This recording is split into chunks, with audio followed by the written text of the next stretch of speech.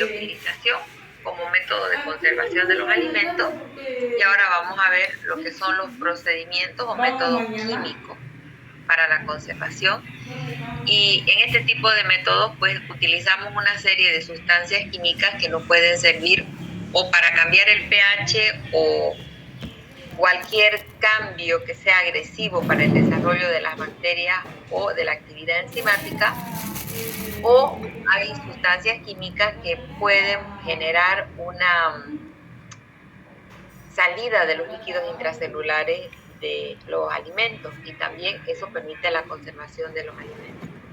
Entonces, dentro de los métodos químicos para conservación vamos a estudiar a los agentes de acción plasmolítica, el ahumado y el uso de los aditivos químicos. Entonces, el primer método serían los agentes de acción plasmolítica. Bueno, si ustedes recuerdan, un agente plasmolítico es aquel que en altas concentraciones, cuando está en el medio extracelular, activa la salida del mismo compuesto químico que está en dilución menor dentro de una membrana celular. O sea, por ósmosis hay un intercambio o una salida del líquido del lugar donde hay menor concentración del soluto hacia el lugar donde hay mayor concentración del soluto. Entonces, si nosotros le añadimos sal, azúcar o alcohol a un alimento que sea natural, sea vegetal o animal, entonces, por ejemplo, si yo coloco azúcar a una frutilla, la cantidad de sacarosa que hay dentro de las células de la frutilla es baja, ¿no? Llega hasta un 8-9%. Y si yo de pronto le pongo azúcar pura o un jarabe de sacarosa, entonces el azúcar del lugar donde está menos concentrado, es decir, dentro de la frutilla, va a atravesar la membrana celular y va a salir hacia el medio donde hay mayor concentración. Lo mismo hace la sal. Entonces, por esa acción osmótica, pues sale el agua de las frutas, de las carnes, en este ejemplo de los pescados, de los jamones, y luego eso pues permite la salida y la deshidratación del alimento, y también tiene una doble acción. ¿Por qué?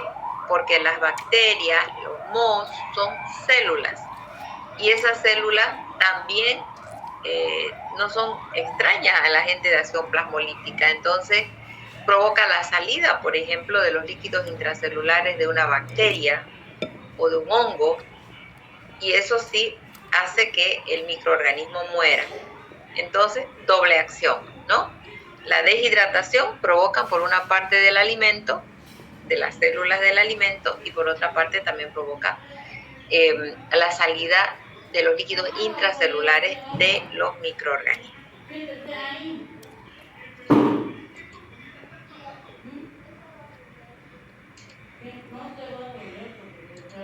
Para los que están llegando recién, porque van los 10 minutos. Bien, ¿esto está claro, chicos? Lo que es los agentes de acción plasmolítica.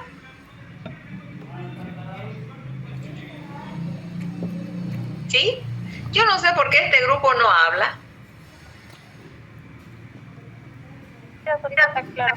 Ya, por favor, alguien que diga sí o algo, porque está claro y ahí estoy como blanqueada, ¿no? Bien. El segundo método químico de conservación es el ahumado. El ahumado es un método que consiste en hacer arder leña húmeda. Porque si yo pusiera leña seca sería una fogata, ¿no ves? Pero lo que yo quiero provocar es que la madera libere humo. Entonces utilizo madera húmeda, y el fundamento del ahumado son dos causas importantes. La primera, que genera calor, porque esto genera alrededor de 80 grados centígrados, y en el producto que se está ahumando, por ejemplo en esta salchicha, va a haber una deshidratación superficial externa de la del alimento. Y en segundo lugar, el humo por su propia composición va a liberar una serie de compuestos volátiles orgánicos que forman como una pequeña película que aísla el alimento del medio y que también tiene un efecto conservante, como ser los compuestos fenólicos, los hidrocarburos, una serie de antioxidantes que vienen desde el humo. ¿Cómo se ahuma? Aquí nosotros vemos un ahumador que es artesanal, donde se coloca frente a la fuente de calor los productos que se van a ahumar a una distancia de 1 o 1,5 metros. Se puede colgar o se puede colocar sobre una bandeja. En este caso, pues aquí los vemos los productos colgados, ¿no? Y se deja aproximadamente 1 hora bajo el efecto del humo y bueno, y el producto adquiere esas características, además de un sabor especial que le transmite el humo. ¿Qué condiciones tiene que tener la madera? La madera tiene que ser de roble o de alguna planta frutal cítrica, pero que no sea una madera resinosa, como por ejemplo la madera de los pinos, ¿no es cierto? O de los eucaliptos, cuyo humo pues tiene otras sustancias que van a distorsionar el sabor del alimento.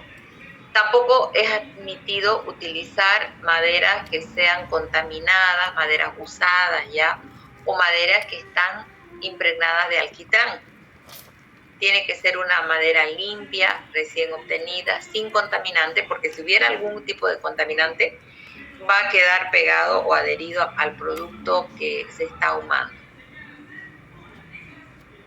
Actualmente, ahí me equivoqué.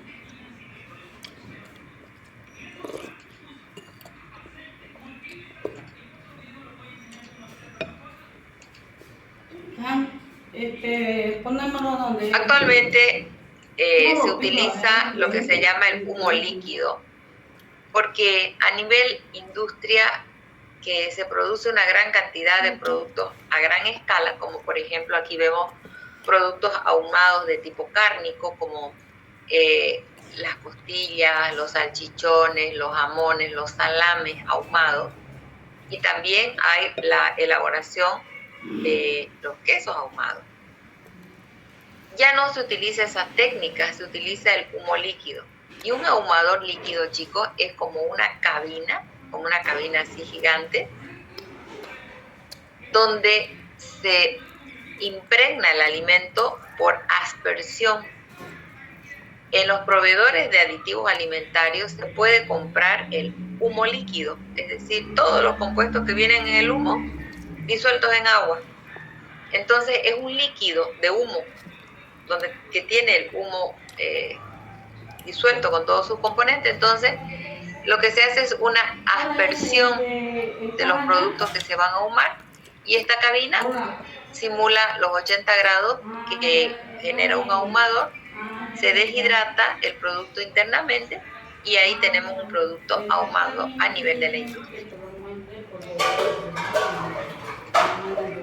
El tercer tipo de sustancias químicas que permiten ampliar la vida útil del producto son los aditivos químicos, que ahorita yo les voy a hablar de manera general. Sin embargo, ya en el capítulo 8, creo, nuestro tema 8 es aditivos químicos, y aquí los vamos a estudiar ampliamente en ese tema.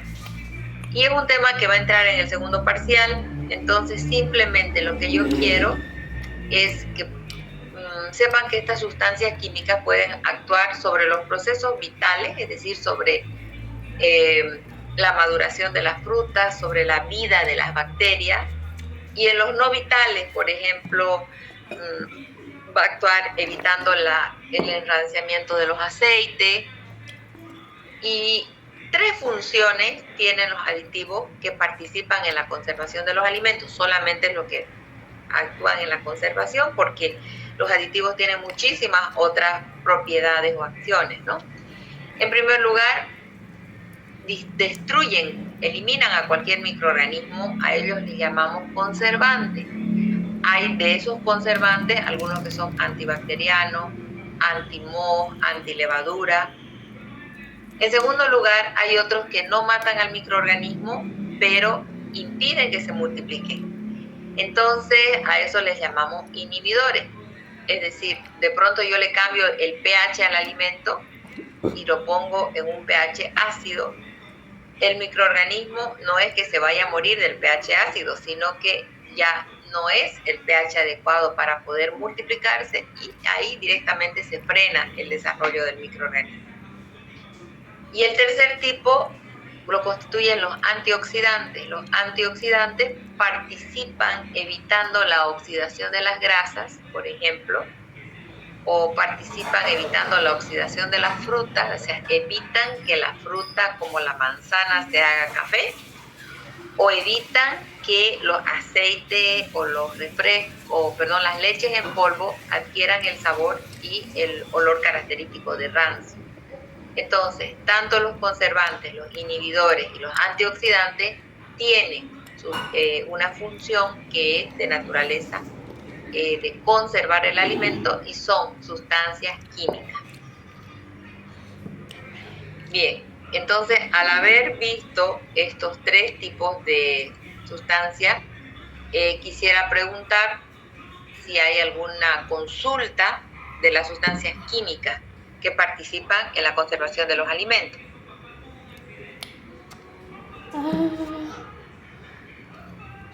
Bueno, voy a esperar. Se entiende, doctora. Ya.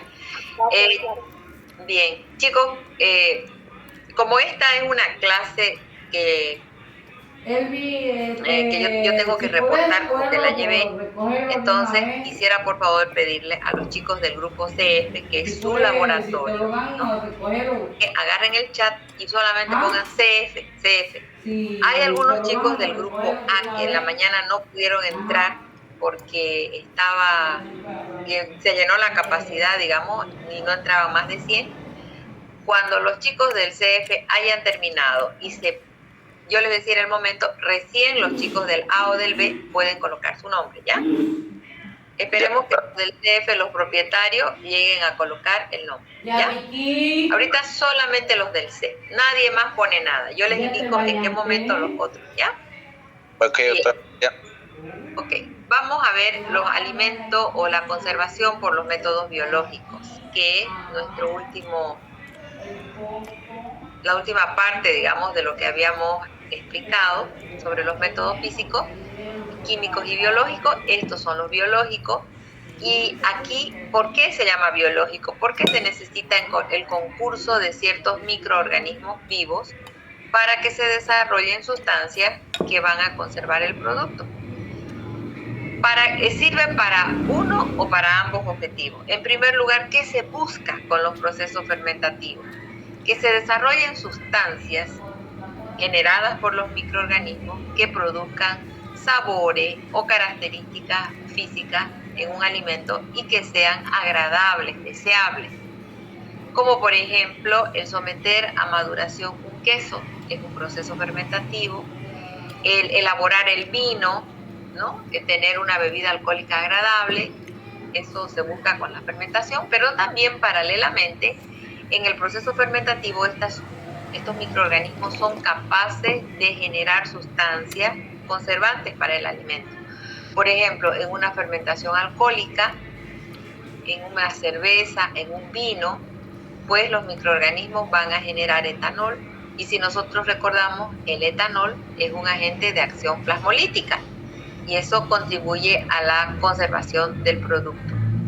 No solamente las levaduras, por ejemplo, hay bacterias que generan el ácido acético y nos dan origen a un vinagre. El vinagre es un condimento, es deseable, ¿no es cierto? Pero también la concentración del ácido acético permite que el vinagre no se deteriore. La mayor parte de los microorganismos que participan son las levaduras, aunque como les decía, hay mohos que maduran los quesos, las bacterias que producen los vinagres u otros ácidos como ácido cítrico. ¿Y cuál es el mecanismo? Generalmente las materias primas que se utilizan en la fermentación tienen la capacidad de tener azúcares. Entonces, los microorganismos que nosotros colocamos son capaces de metabolizar los azúcares y transformarlos generalmente en ácido o en alcohol. Y ese ácido o ese alcohol es el que participa en la conservación del producto. Finalmente, yo les he puesto lo que se llaman un nuevo método, porque ya les describí 7 métodos físicos, 3 métodos químicos, van 10, más la fermentación van 11, ¿no? Y este es como un método físico-químico, porque, como les comenté antes, por lo general, para la conservación de un producto se combinan varios métodos, ¿no? Una leche esterilizada se combina con un envase opaco. También se puede hacer el vacío o colocar un gas que reemplace el oxígeno, porque los productos esterilizados van a durar mucho tiempo, para que no se enrancien, por ejemplo, ¿no? O una leche o un producto pasteurizado se lo va a combinar con la refrigeración.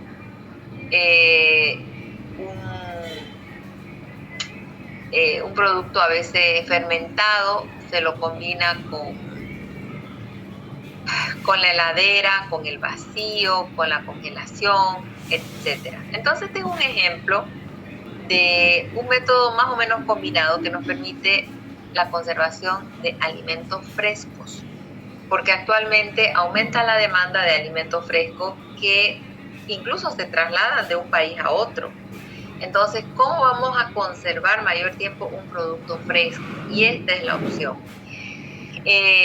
Muchos de estos métodos han sido desarrollados por la industria de los plásticos, que cada vez nos da mejores opciones y que de forma importante contribuyen a la conservación del producto. Entonces nosotros vemos muchas veces en el mercado o en el supermercado, chicos, este tipo de envases, ¿no es cierto? Vemos una bandejita de plastofor o de plástica y encima tiene un plástico film a manera de celofán, que es un derivado de la celulosa, que nos permite conservar más tiempo el producto. ¿De qué?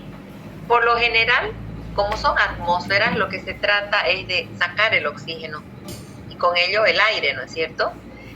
Para evitar, en primer lugar, las reacciones oxidativas, la oxidación, el cambio de color, el oscurecimiento, como el pareamiento enzimático, evitar los enranciamientos y, por otra parte, también sacarle el oxígeno a los microorganismos que pudieran estar en el alimento y que también los microorganismos no prosperen, no se multipliquen cuando ellos necesitaran oxígeno y estamos en una atmósfera que no tiene oxígeno. Entonces frenamos el desarrollo bacteriano. Y en este acápite, pues dos tipos de ejemplos les doy, los que son las atmósferas controladas y las atmósferas modificadas. Como te decía, son atmósferas que no tienen oxígeno, están al vacío, o máximo tienen 5% de oxígeno, que es un nivel muy bajo que retardaría el deterioro del producto, y se reemplaza el oxígeno por gases como el nitrógeno y el dióxido de carbono. ¿Qué es una atmósfera controlada? Una atmósfera controlada, acuérdense, controlada, dice, yo voy a controlar los gases que coloco dentro de una cámara para que se mantenga dentro del límite y permanentemente yo estoy controlando la cantidad de esos gases. Eso me permite, por ejemplo, chicos, exportar fruta. Aquí es un ejemplo, esta es una cámara donde hay una atmósfera controlada. Fíjense, existen distintos tanques de gases que permanentemente se están monitorizando y que están circulando dentro de la cámara. Por ejemplo, si en esta cámara hubieran frutas, por decir plátanos o bananos, que se exportan, ustedes saben que un plátano en 2 días ya está maduro, o si está maduro en 2 días está ya negro, ya está blando, ya no está listo para comer, ya se pasó su vida útil. Entonces, ¿cómo amplío la vida útil de un plátano? Pues lo colocamos dentro de una atmósfera controlada, le sacamos el oxígeno y al sacarle el oxígeno, la fruta deja de respirar, deja de madurarse y queda en status quo, digamos, ¿no? Verde, pintona, tal cual la pusieron en la cámara, ¿no? Entonces, ahí se va controlando el gas y en el momento que se quiera arrancar la maduración de la fruta, entonces ahí se le da oxígeno. Y eso se monitoriza para que la fruta se mantenga fresca o verde durante el tiempo que el cortador o la industria lo requiere. En cambio, en una atmósfera modificada, simplemente se hace el vacío o se reemplaza por un gas, pero no se hace un mayor control porque se lo hace en la producción o en la conservación de alimentos a pequeña escala. ¿Cómo es una atmósfera modificada? Esto es una atmósfera modificada, ¿no? Simplemente se hace el vacío, se saca el aire, se reemplaza por algún gas y ya no se somete a un control porque la cantidad de alimento contenida es mucho menor. En cambio, en una atmósfera controlada sí hay un control de los gases que participan y ahí nosotros podemos frenar los procesos oxidativos y evitar el deterioro del producto.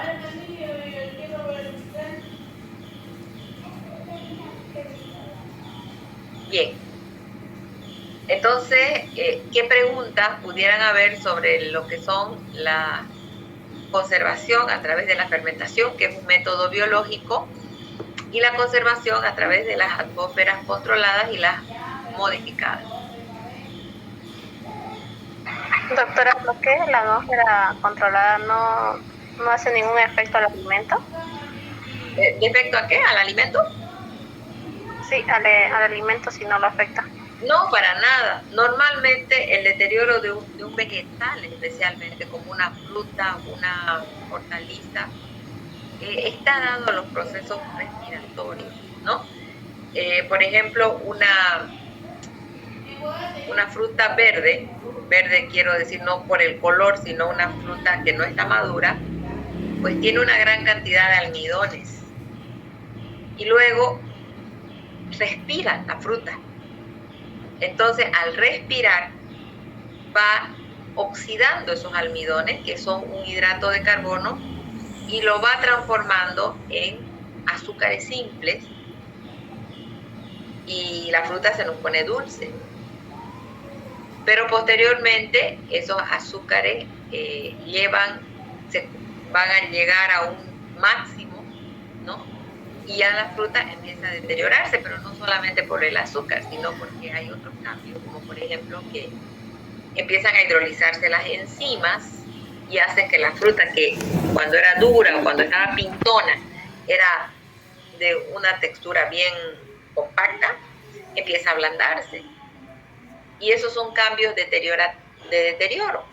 Incluso esos azúcares, cuando pasa el tiempo, la fruta ya no puede estar más dulce, entonces empieza a fermentar y se forman unos ácidos y un producto ya que entra en descomposición o putrefacción ya no es dulce, es ácido, a veces un poco de alcohol, un poco de ácido acético se genera y pierde la textura por hidrólisis de las pectinas y la fruta se hace blandita. Entonces, y todo eso es promovido por el propio metabolismo de la fruta y también por la presencia de oxígeno. Entonces, si yo le saco el oxígeno, se queda eso paralizado, stop, digamos, ¿no? Hasta que vuelva nuevamente a tener contacto con el oxígeno.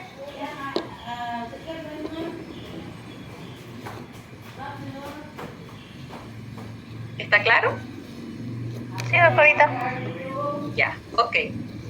Bueno, ahora, como ya todos los chicos del C han colocado su nombre, les pido por favor, los que sean del A, coloquen su nombre, solamente coloquen AF, ya saben, ¿no? Porque sale en la lista el nombre.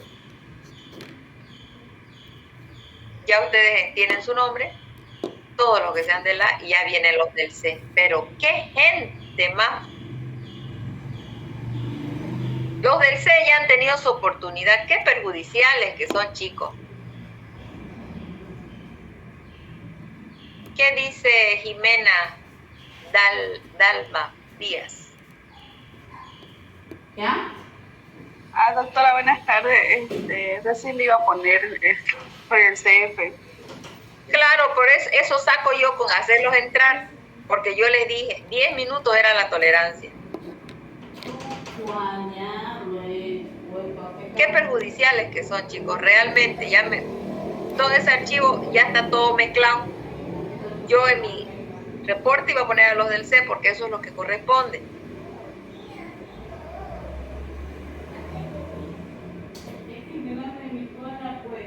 Si ya han terminado todos los del A, ahora los que son del B y que no pudieron ingresar ahora, por favor coloquen su grupo.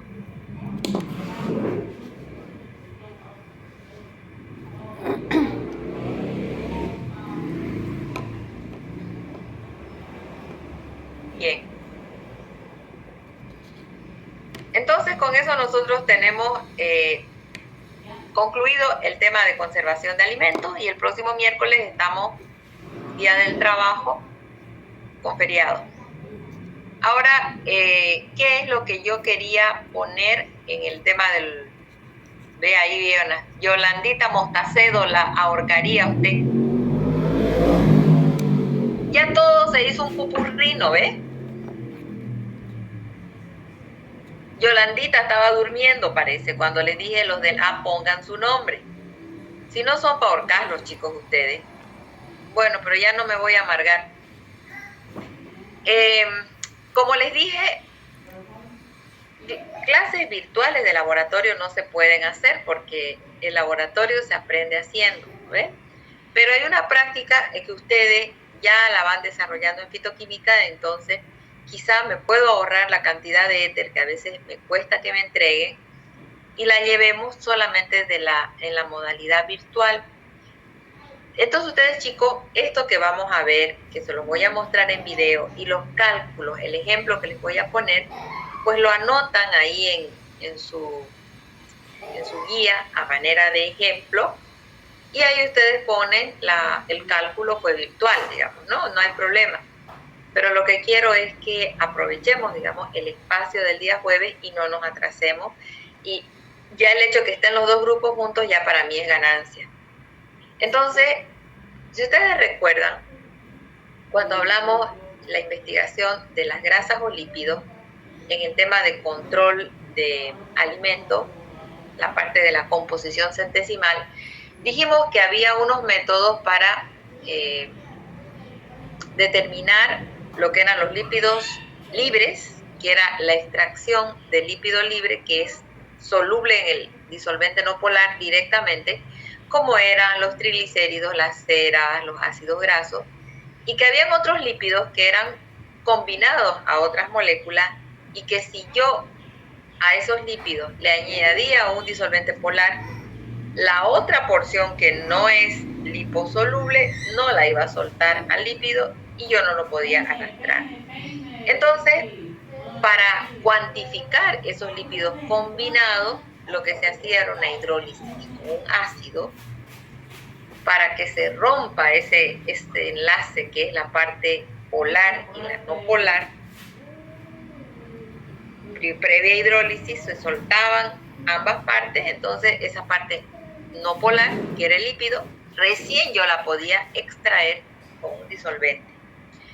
Y eso es lo que vamos a hacer en el laboratorio. Pero la práctica de la extracción de los lípidos libres la vamos a hacer, que es el método Soclet, la vamos a hacer de manera virtual. Entonces yo les voy a compartir,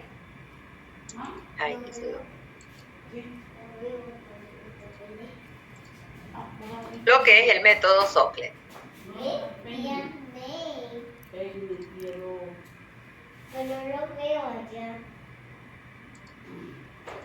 ¿Ven? ¿Determinación por Soclet? No, doctora. ¿Sí? Ya. Bien, entonces, ya como sabemos... No se ve, doctora. Está en la anterior positiva. No se ve. Ya, voy a volver a abrir, ¿ya?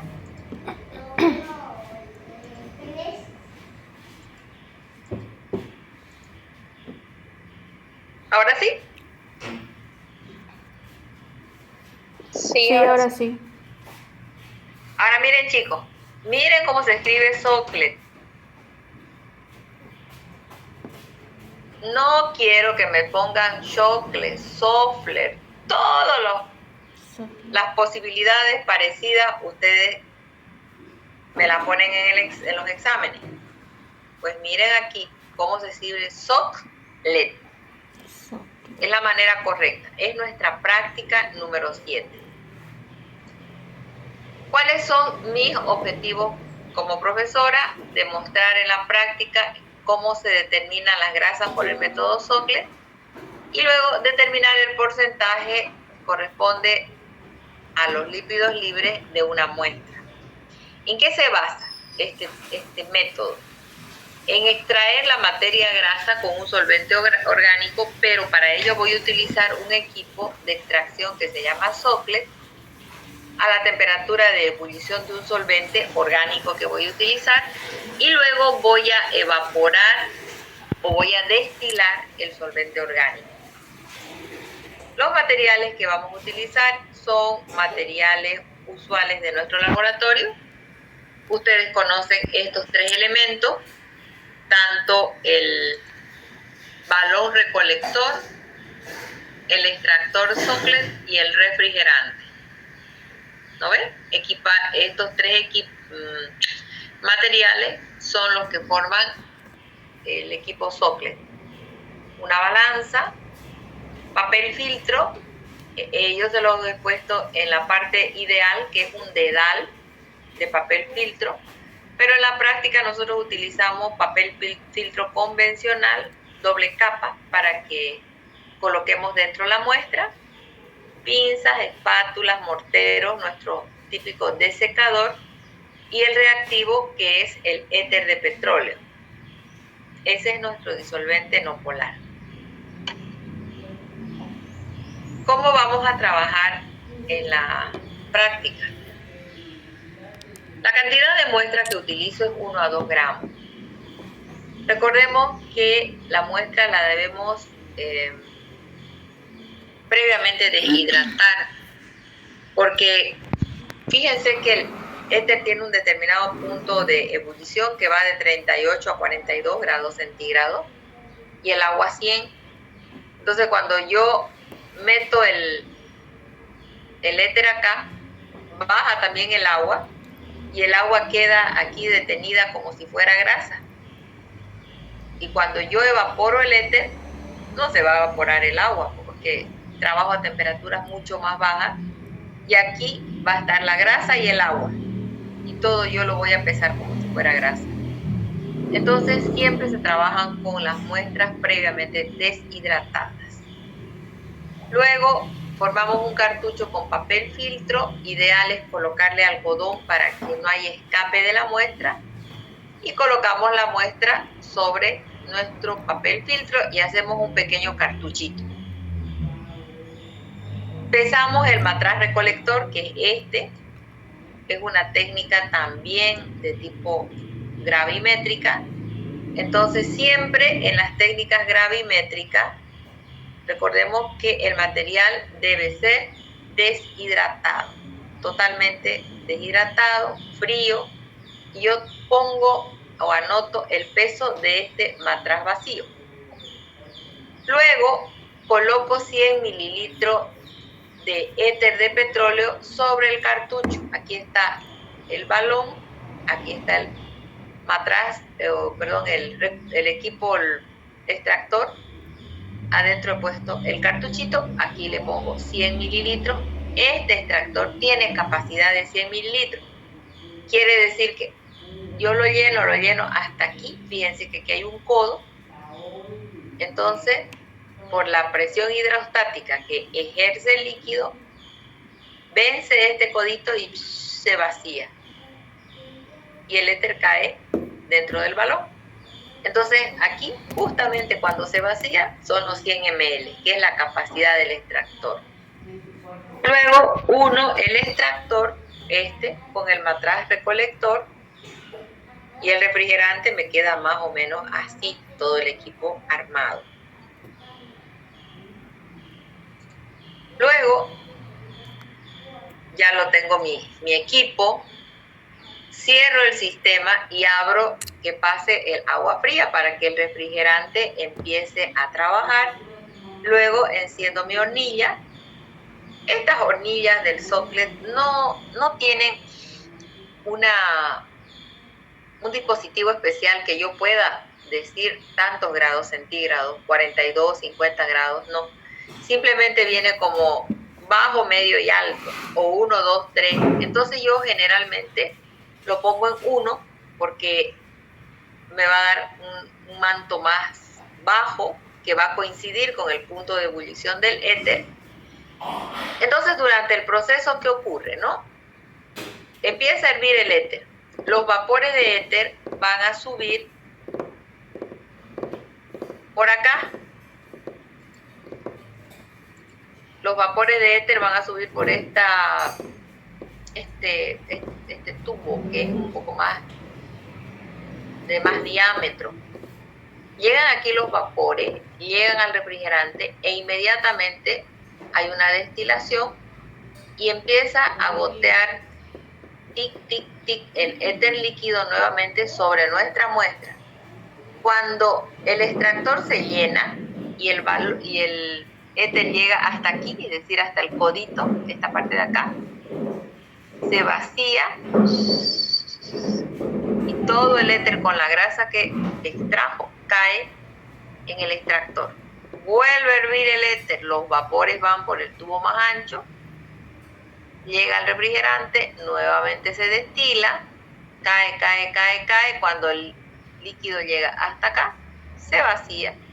Y ese ciclo se debe repetir aproximadamente durante 4 a 6 horas, manteniendo unas 150 gotas por minuto. Después de que acaba el tiempo, yo apago la hornilla para que el éter deje de hervir. Tengo mi matraz lleno de éter con grasa. ¿Qué es lo que yo hago?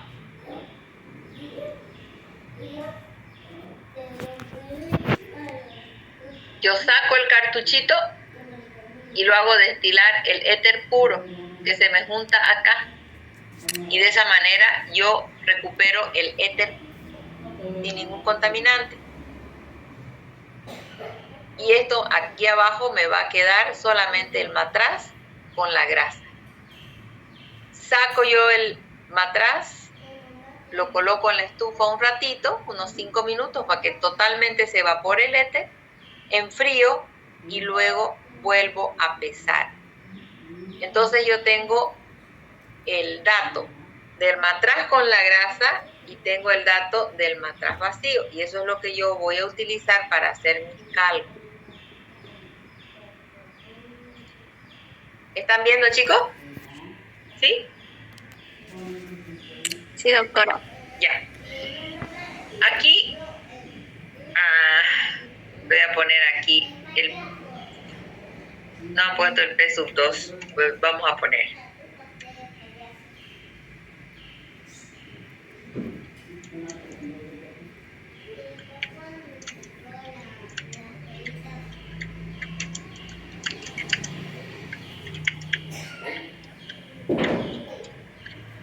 Ya. Bien. ¿Cómo sería la fórmula?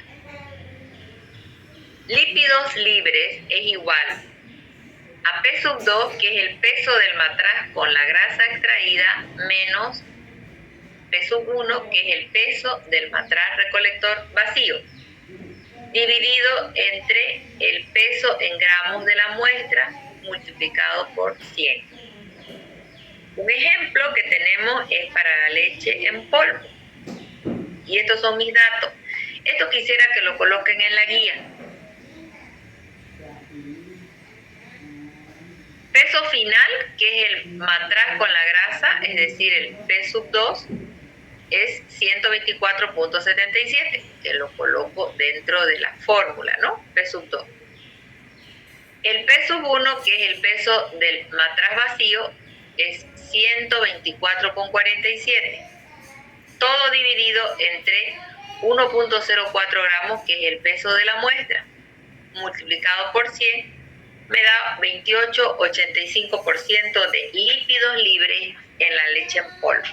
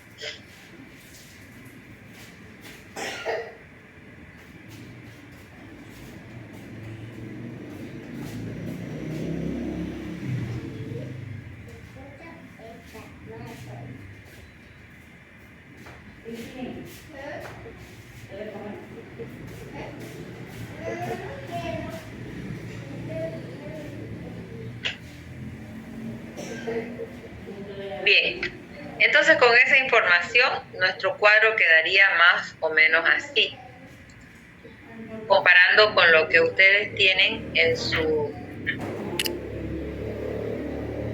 guía, ¿no?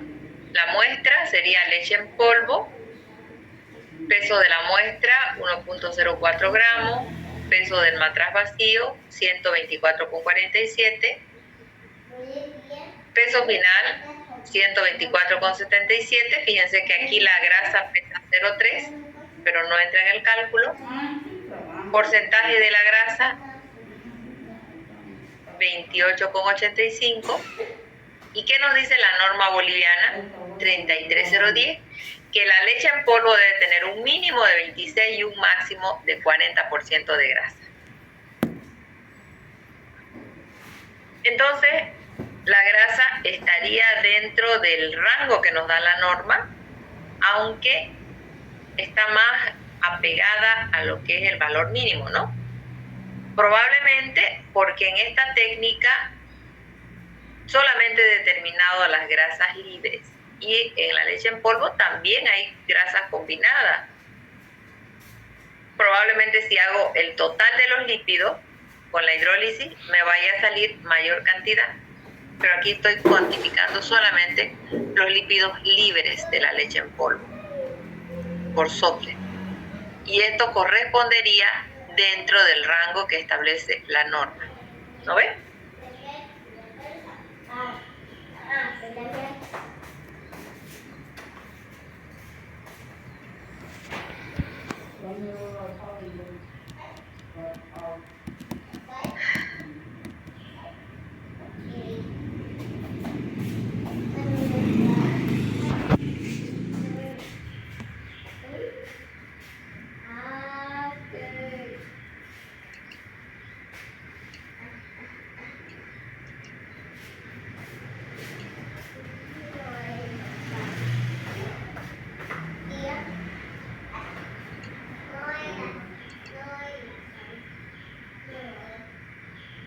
Si vamos a dejar de presentar y vamos a observar un video que corresponde a lo que es la práctica. Es un video que está publicado en el canal de YouTube del doctor Abel, que es el otro bromatólogo que hay en nuestra facultad.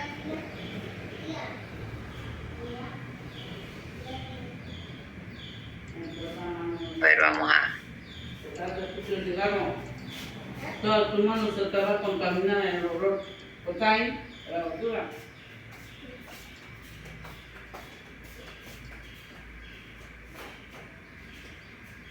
No es un trabajo,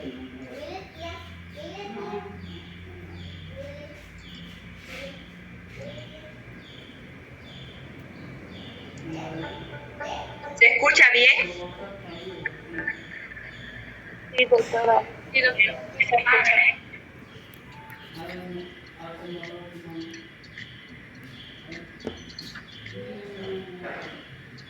Vení a ver acá.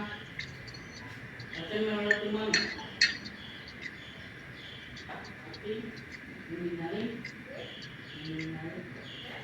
Poname tu mano en mi nariz.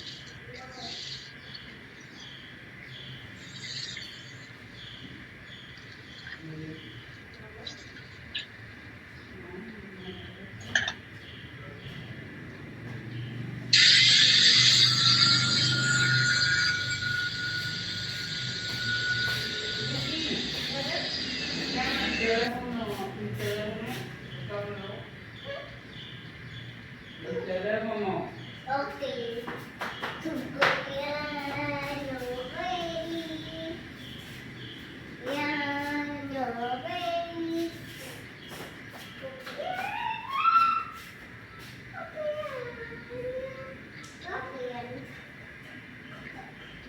parte importante de este proceso es poder hacer la cómo vamos a llevar la muestra hacia el extractor. Entonces tenemos que hacer una especie de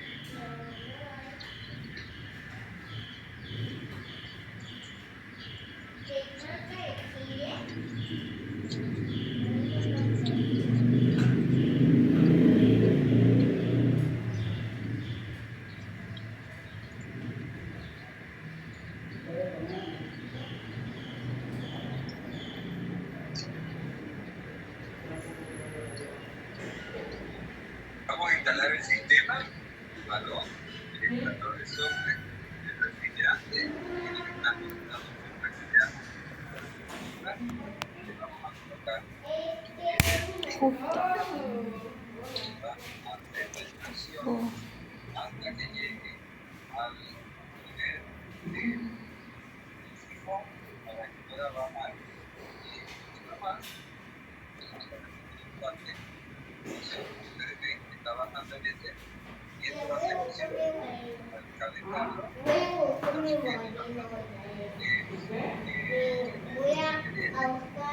haciendo la extracción de la grasa. Siempre va a mantener la temperatura y va a mantenerse aquí por aproximadamente 3 horas para que realice una extracción continua de la grasa que está depositada en el calor.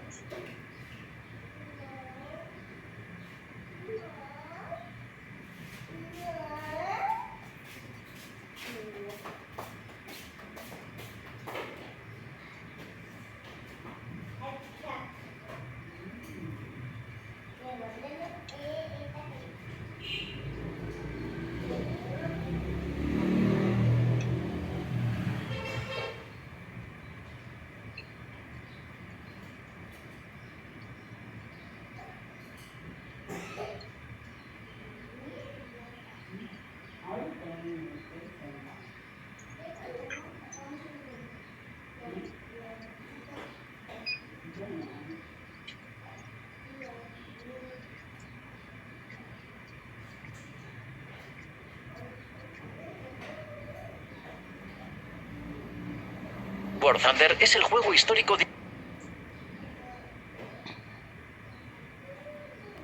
Bien, chicos. Laura dice que no me escuchan bien. ¿Será su internet o es el mío? Debe ser su internet. Su internet. No sé, Laura, qué vamos a hacer. Bueno, ¿quedó claro cómo se maneja la parte de los alimentos para determinar las grasas en los alimentos? ¿Cómo lo adaptamos el método? Sí, doctora. Ya, muy bien, chicos. Entonces, con eso nosotros hemos acabado nuestra clase.